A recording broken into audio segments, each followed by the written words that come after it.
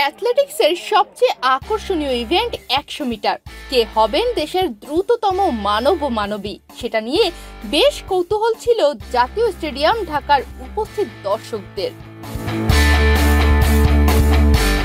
17 ফেব্রুয়ারি সোমবার শুরু হওয়া 48তম জাতীয় অ্যাথলেটিক্সের প্রথম দিনের সবটুকু আলো কেড়ে নিলেন দ্রুততম মানব মোহাম্মদ ইসমাইল ও মানবী শিরিন আক্তার। সব মিলিয়ে পঞ্চমবারের মতো দ্রুততম মানব হয়েছেন ইসমাইল। 3 বছর পর হারানো মুকুট পুনরুদ্ধার করলেন নৌবাহিনীর এই অ্যাথলেট। 2022 সাল থেকেই এই খেতাব নিজের দখলে নিয়েছিলেন ইংল্যান্ড প্রবাসী ইমরানুর রহমান।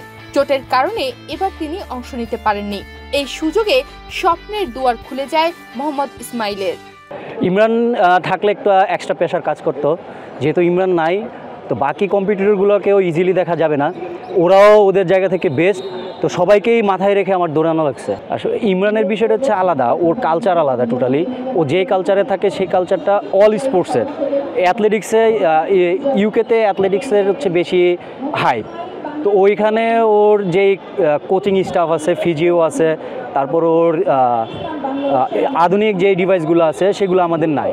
আমাদের কোচ আছে ভালো, বাট আমাদের ডিভাইসগুলো নাই, আমাদের পরিবেশ নাই, আমাদের নিউট্রিশনিস্ট নাই এবং কি ফিজিও নাই, যে কারণে আমরা হচ্ছে পিছায় থাকি। এইখানেই আমরা পিছায় থাকি। এর আগে 2018 থেকে 2021 পর্যন্ত 4 বারের দ্রুততম মানব ইসমাইল সময় নেন 10.61 সেকেন্ড, যা তার ক্যারিয়ারের সেরা টাইমিং। আসন্ন এসএ গেমসে আরও ভালো করার প্রত্যয় ব্যক্ত করেন তিনি। নিজের অবস্থান কেউ ছাড়তে চায় না, আমার ক্ষেত্রেও ভিন্ন নয়। আমি বাংলাদেশে অনেকেই 100 মিটারের হার্ড কম্পিটিটর আছে, ওরাও ওদের জায়গা থেকে বেটার করতেছে, তা আমি আমার জায়গা থেকে ডে বাই ডে ইমপ্রুভ করার চেষ্টা করতেছি। আমি আজকে বিগত দিনগুলো থেকে এইবারের দ্রুত মানব হওয়ার জন্য আমি টানা 7 মাস ট্রেনিং করছি, সেটা কাফি স্যারের আন্ডারে। 7 মাস ট্রেনিং করতে গিয়ে আমার অনেক কষ্ট হয়েছে, নেভি অনেক সাপোর্ট দিছে, নেভির যে কোচ আছে ওনারা আমাকে অনেক হেল্প করছে। বাকি যারা আছে তারা আমাদের মতন ট্রেনিং ফেসিলিটি পাচ্ছে না, এই কারণে হয়তো ওরা উঠে আসতে পারতেছে না। আর আমি আমার জায়গাটা ধরে রাখার জন্য সর্বাত্মক চেষ্টা করতেছি যাতে আমার জায়গাটা কেউ নিতে না পারে। তো এখানে আমরা ফার্স্ট, সেকেন্ড, থার্ড 3টা মেডেলই নেওয়ার জন্য আমরা যে কোনো একটা পিক করার জন্য আমরা চেষ্টা করি। তো আমাদের যেহেতু এই সামনে সাব গেমস আছে, তো আমার পক্ষ থেকে বা আমি চাইবো যে আমি সেরাটা দিয়ে আমি বাংলাদেশের জন্য একটা পদক নিয়ে আসার জন্য।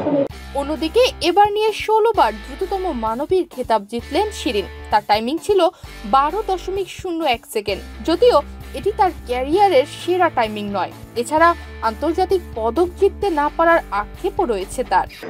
আক্ষেপ বলতে কিছু নেই, তবে দেশের হয়ে বিদেশের মাটিতে বিশেষ করে সাব গেমসে একটি স্বর্ণপদক আমি সবসময় বলি উপহার দিতে চাই বাংলাদেশকে। জানি না সেটা কতটুকু স্বপ্ন আমার পূরণ করতে পারবো, তবে যথাসাধ্য চেষ্টা করি। তবে এটা আমার একার না, সম্মিলিত প্রচেষ্টা থাকলে ইনশাল্লাহ এটা আমি করতে পারবো। মূল আকর্ষণ শেষ হয়ে গেলেও জাতীয় অ্যাথলেটিক্স চলবে আরও 2 দিন।